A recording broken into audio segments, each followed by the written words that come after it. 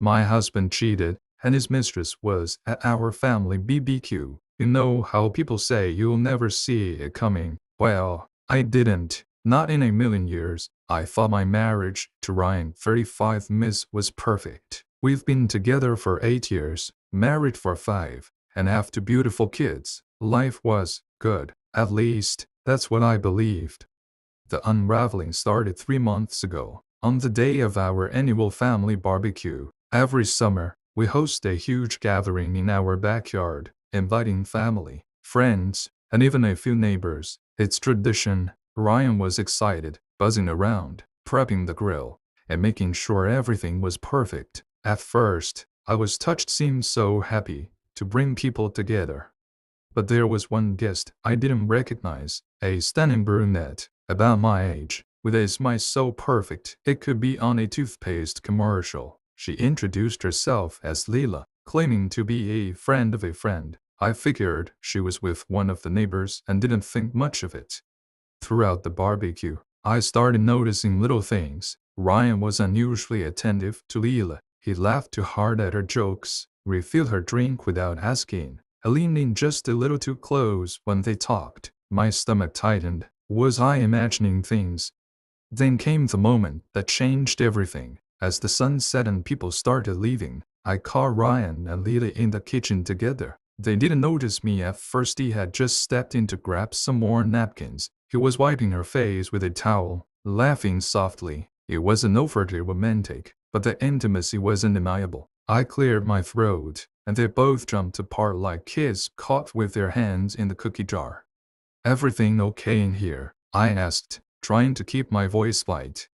"Oh, yeah." Leela spilled her drink. Ryan said quickly. She gave me a nervous smile, muttered a thank you, and practically bolted out of the room.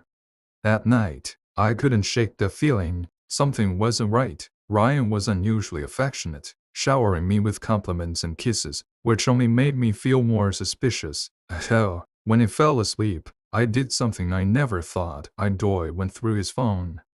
At first, I didn't find anything, just regular texts, work emails, and family group chats. But then, I checked his hidden photo album. My hands trembled as I scrolled through the pictures, photos of Leela. Some were innocent, like selfies, but others, not so much. The timestamps went back months.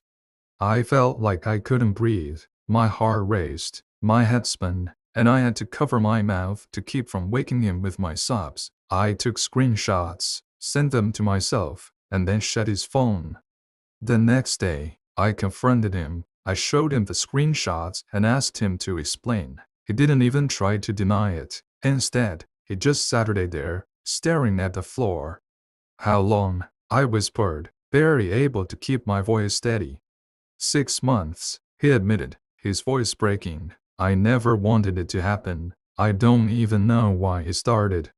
He said all the usual things. He was sorry. He loved me. It didn't mean anything. But how do you forgive someone who's been living a double life right under your nose? How do you look at the father of your children and not feel completely betrayed?